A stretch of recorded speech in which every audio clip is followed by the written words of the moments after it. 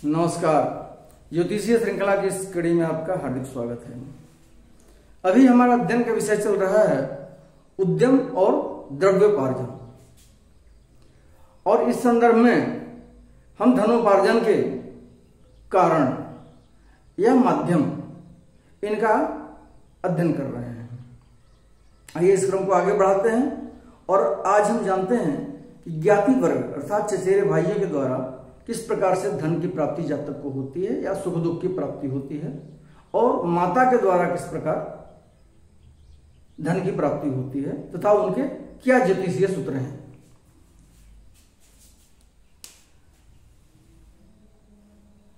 जैसा कि हम जानते हैं कि षष्ठ स्थान और बुध से चचेरे भाई का विचार होता है। अतः षष्ठ भाव का स्वामी यदि नवम भाव में और नवम भाव का स्वामी षष्ठ भाव में स्थित हो तथा उसके साथ ज्ञाति कारक ग्रह बुध भी बैठा हो तो जातक को चचेरे भाई के द्वारा धन की प्राप्ति होती है। छठा भाव से और बुध से चचेरे भाई का विचार किया जाता है, ये हम पूर्व से जानते हैं। अतः षष्ठ भाव का स्वामी यदि नवम भाव में, षष्ठेश नवम भाव में स्थित हो और नवमेश षष्ठ भाव में स्थित हो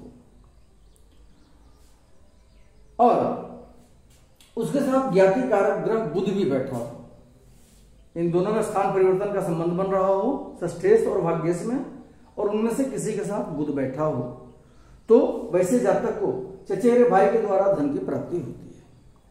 अब हम पहले पढ़ चुके हैं स्थान परिवर्तन के संबंध में कि जब दो ग्रहों का स्थान परिवर्तन आपस में होता है तो कौन कौन से योग बनते हैं।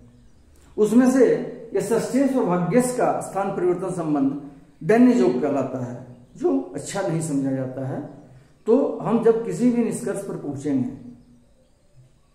पहले से भी हम जान रहे हैं कि कोई भी योग के बारे में हम पढ़ रहे हैं तो उसके साथ साथ कुंडली में कई प्रकार के योग बनते हैं, तो उनका जब हम विश्लेषण करना शुरू करेंगे तो सबका लेकर के संदर्भ, उसके बाद ही हम किसी अंतिम निष्कर्ष पर पहुंचेंगे। तो खैर अभी हम ज्ञाति वर्ग के बारे में जान रहे हैं कि षष्ठेश और भाग्येश में स्थान परिवर्तन का संबंध बन रहा हो और उनमें से किसी के साथ ज्ञाति कारक ग्रह बुध भी बैठा हो, तो इस स्थिति में जातक को चचेरे भाई के द्वारा धन की प्राप्ति होती है। अगला सूत्र है यदि लग्नेश बली हो और षष्ठ स्थान में चंद्रमा अथवा अन्य कोई शुभ ग्रह हो तथा बृहस्पति केंद्र अथवा त्रिकोणगत हो तो जातक अपने चचेरे भाई के माध्यम से अपनी जीविका का निर्वहन करता है।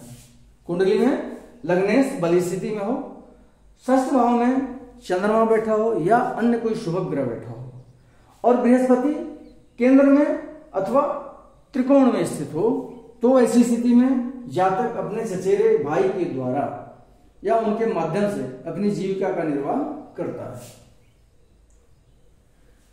अगला सूत्र है यदि लग्नेश बृहस्पति और शुक्र षष्ठेश के साथ हो तथा शनि मंगल तथा राहु से दृष्ट हो तो जातक चचेरे भाइयों से अति क्लेशित होता है। लग्न का स्वामी बृहस्पति और शुक्र ये तीनों ग्रह छठे भाव के स्वामी के साथ कुंडली में बैठे हों, अर्थात चार ग्रह एक साथ बैठे हों, लग्नेश बृहस्पति शुक्र और षष्ठेश, और उन पर मंगल शनि तथा राहु ये तीनों अपनी दृष्टि डाल रहे हैं, तो इस स्थिति में जातक चचेरे भाइयों से अधिक क्लेशित होता है। उसके चचेरे भाई बहुत ज्यादा क्लेश ऐसे जातक को पहुंचाते हैं।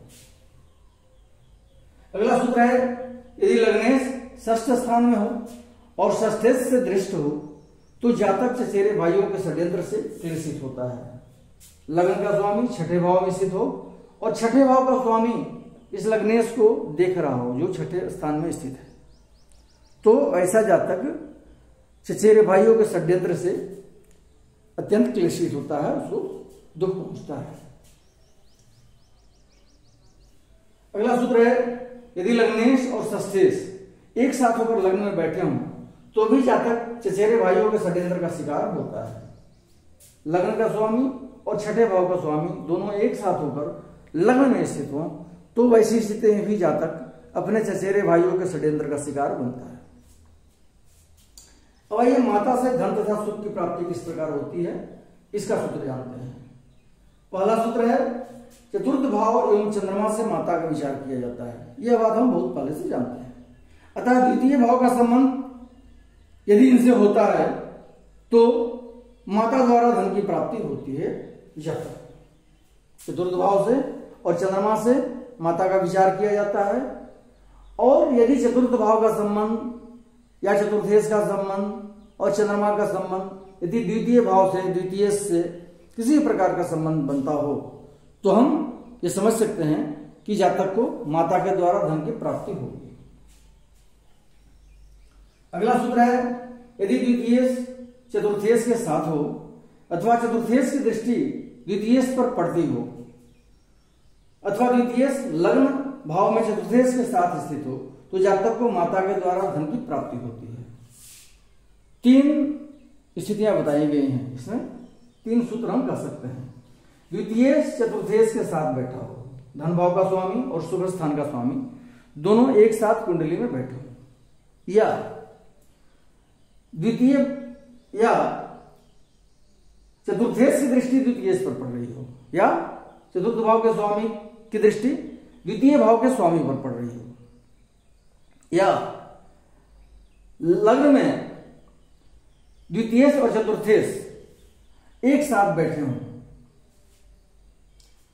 द्वितीय और चतुर्थेश लग्न में एक साथ बैठे हों। कौन कौन से सूत्र हुए? द्वितीय और चतुर्थेश एक साथ बैठे हों कुंडली में, या चतुर्थेश की दृष्टि द्वितीय पर पड़ रही हो, या द्वितीय लग्न में चतुर्थेश के साथ बैठा हो, तो इस स्थिति में जातक को माता के द्वारा धन की प्राप्ति होती है।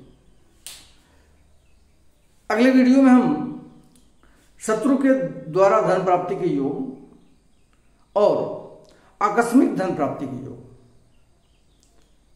इनसे संबंधित कौन कौन से सूत्र होते हैं उनका अध्ययन करेंगे। नमस्कार।